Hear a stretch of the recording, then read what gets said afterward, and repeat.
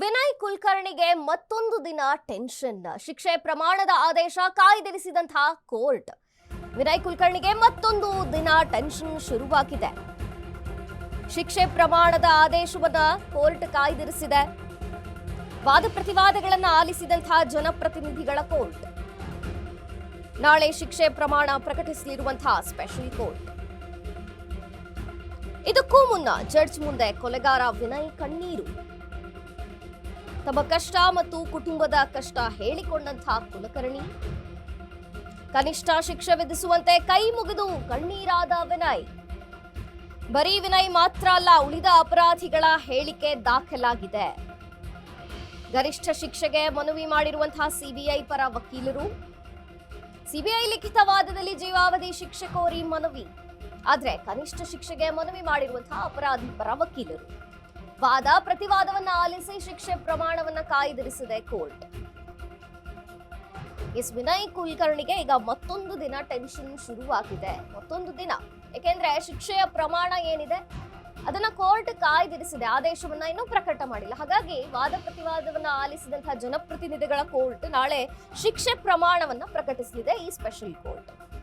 ಇದಕ್ಕೂ ಮುನ್ನ ಜಡ್ಜ್ ಮುಂದೆ ಕೊಲೆಗಾರ ವಿನಯ್ ಕಣ್ಣೀರಾಗಿದ್ದಾರೆ. ತಮ್ಮ ಕಷ್ಟ ಮತ್ತು ಕುಟುಂಬದ ಕಷ್ಟದ ಬಗ್ಗೆ ವಿನಯ್ ಕುಲಕರ್ಣಿ ಹೇಳಿಕೊಂಡ್ರು. ಕನಿಷ್ಠ ಶಿಕ್ಷೆಯನ್ನ ವಿಧಿಸುವಂತೆ ಕೈ ಮುಗಿದು ಬೇಡ್ಕೊಂಡಿದ್ದಾರೆ ನ್ಯಾಯಾಲಯದ ಮುಂದೆ.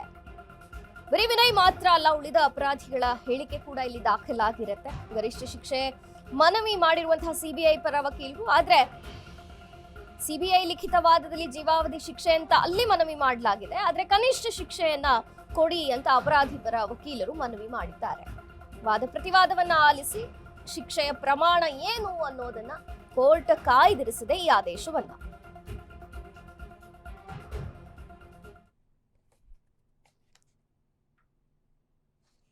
ವಿನಯ್ ಕುಲಕರ್ಣಿ ನ್ಯಾಯಾಲಯದ ಮುಂದೆ ಕಣ್ಣೀರ್ ಹಾಕಿದ್ದಾರೆ. ನ್ಯಾಯಾಧೀಶರ ಮುಂದೆ ವಿನಯ್ ಕುಲಕರ್ಣಿ ಕಣ್ಣೀರ್ ಹಾಕಿದ್ರು. ನನಗೆ 2 ಹೆಣ್ಣು ಮಕ್ಕಳು, ಒಬ್ಬ ಮಗ ಇದ್ದಾರೆ ಸ್ವಾಮಿ. 3 ಮಕ್ಕಳು ಈಗ ಮದುವೆ ವಯಸ್ಸಿಗೆ ಬಂದಿದ್ದಾರೆ. ನಾನು 3 ಬಾರಿ MLA, ಒಮ್ಮೆ MP ಆಗಿದ್ದೆ. ನಾನು ಕೃಷಿಕ. ನಮಗೆ 3,000 ಹಸುಗಳಿವೆ. ರಾಜಕೀಯ ದ್ವೇಷದಿಂದ ಕೊಲೆ ಆರೋಪ ಹೊರಿಸಿದ್ದಾರೆ. ಇದು ನನಗೆ ಮಾತ್ರ ಅಲ್ಲ, ನನ್ನ ಕ್ಷೇತ್ರದ ಜನಕ್ಕೆ ಆದಂಥ ಅನ್ಯಾಯ. ದಯವಿಟ್ಟು ಈ ಶಿಕ್ಷೆ ಪ್ರಮಾಣವನ್ನ ಪ್ರಕಟ ಮಾಡುವಾಗ ಕನಿಕರ ತೋರಿ, ದಯಾ ತೋರಿ ಅಂತ ಈಗ ವಿನಯ್ ಕುಲಕರ್ಣಿ ಕೋರ್ಟ್ ಮುಂದೆ ಕಣ್ಣೀರಾಗಿದ್ದಾರೆ. ನ್ಯಾಯಾಲಯದ ಮುಂದೆ ಅಂಗಲಾಚಿ ಬೇಡ್ಕೊಳ್ತಾ ಇದ್ದಾರೆ. ಈ ಬಗ್ಗೆ ಹೆಚ್ಚಿನ ಮಾಹಿತಿಯನ್ನ ಕೊಡ್ತಾರೆ ಪ್ರತಿನಿಧಿ ಅರುಣ್. ಅರುಣ್, ಈಗ ವಿನಯ್ ಕುಲಕರ್ಣಿ ಕೋರ್ಟ್ ಮುಂದೆ ಅಂಗಲಾಚ್ತಾ ಇದ್ದಾರೆ, ಶಿಕ್ಷೆ ಪ್ರಮಾಣವನ್ನ ಕಡಿಮೆ ಮಾಡಿ ಅಂತ. ಏನಿದೆ ಹೆಚ್ಚಿನ ಡೀಟೇಲ್ಸ್? ಮಂಜರಿ, ಏನಂದ್ರೆ ಇವತ್ತು ವಿನಯ್ ಕುಲಕರ್ಣಿ ಅವರಿಗೆ ಒಂದು ಶಿಕ್ಷೆ ಪ್ರಮಾಣ ಪ್ರಕಟವಾಗುವಂತದ್ದು. ಆದ್ರೆ ನಾಳೆ ಕೋರ್ಟ್ ಅದನ್ನ ಮುಂದೂಡಿಕೆ ಮಾಡಿರುವಂತದ್ದು. ಇವತ್ತು ಏನು ಸಿಬಿಐ ಪರ ವಕೀಲರು ಸಹ ಇರ್ಬೋದು, ಮತ್ತೆ ವಿನಯ್ ಕುಲಕರ್ಣಿ ಸೇರಿದಂತೆ 17 ಜನ ಆರೋಪಿಗಳ ಪರ ವಕೀಲರ ಒಂದು ವಾದವನ್ನ ಸಹ ಕೇಳಿತ್ತು. ಅಂದ್ರೆ ಆರೋಪಿಗಳ ಮೊದಲನೇದಾಗಿ ಏನು ಸಿಬಿಐ ಪರವಾಗಿ SP ರಾಜು ಅವರು ವಿಡಿಯೋ ಕಾನ್ಫರೆನ್ಸ್ ಮೂಲಕ ಹಾಜರಾಗಿ ಏನೋ ಒಂದು ಮನವಿಯನ್ನ ಮಾಡಿದ್ರು. ಅಂದ್ರೆ ಇದೊಂದು ರೀತಿ ಅಪರಾಧ ಏನಿರುತ್ತೆ, ಇದು ಎಲ್ಲರಿಗೂ ಸಹ ಒಂದು ಎಚ್ಚರಿಕೆ ಆಗಿರ್ಬೇಕು. ಕೋರ್ಟ್ ಕೊಡುವಂತ ಶಿಕ್ಷೆ ಪ್ರಮಾಣ ಏನಿದೆ ಅದು ಎಚ್ಚರಿಕೆ ಗಂಟೆ ಆಗಿರ್ಬೇಕು. ಆ ನಿಟ್ಟಿನಲ್ಲಿ ಕೋರ್ಟ್ ಶಿಕ್ಷೆಯನ್ನ ಕೊಡಬೇಕು, ಗರಿಷ್ಠ ಪ್ರಮಾಣದ ಶಿಕ್ಷೆಯನ್ನ ಕೊಡ್ಬೇಕು ಅಂತ ಹೇಳ್ಬಿಟ್ಟು SP ರಾಜು ಅವರು ಸಿಬಿಐ ಪರವಾಗಿ ವಾದವನ್ನ ಮಾಡಿದ್ರು. ಅದಾದ ನಂತರ ಏನಂದ್ರೆ ವಿನಯ್ ಕುಲಕರ್ಣಿ ಪರವಾಗಿ ಶ್ಯಾಮ್ ಸುಂದರ್ ಅವರು ಸಹ ವಾದವನ್ನ ಮಾಡಿದ್ರು. ಅದ್ರ ಜೊತೆಗೆ ಬೇರೆ ಬೇರೆ ಆರೋಪಿಗಳ ಪರ ವಕೀಲರು ಸಹ ವಾದವನ್ನ ಮಾಡಿದ್ರು. ಎಲ್ಲರೂ ಸಹ ಕೇಳಿದ್ದು ಕಡಿಮೆ ಪ್ರಮಾಣದ ಶಿಕ್ಷೆಯನ್ನ ಕೊಡಬೇಕು, ಸುಧಾರಣೆ ಆಗುವಂತಹ ಶಿಕ್ಷೆಯನ್ನ ಕೊಟ್ರೆ ಅವರು ಮುಂದಿನ ಜೀವನದಲ್ಲಿ ಮುಂದೆ ಹೊರಗಡೆ ಬಂದು ಅವರು ಉತ್ತಮ ರೀತಿಯಲ್ಲಿ ಜೀವನವನ್ನು ನಡೆಸ್ತಾರೆ. ಮತ್ತೆ ಅವ್ರಿಗೆ ಈಗಾಗಲೇ ಪಕ್ಷಾತಾಪವಾಗಿರೋದ್ರಿಂದ ಅವ್ರಿಗೆ ಕಡಿಮೆ ಪ್ರಮಾಣದ ಒಂದು ಶಿಕ್ಷೆನ ಕೊಡ್ಬೇಕಂತ ಸಹ ಕೋರ್ಟ್ಗೆ ಒಂದು ಆರೋಪಿಗಳ ಪರ ವಕೀಲರು ಸಹ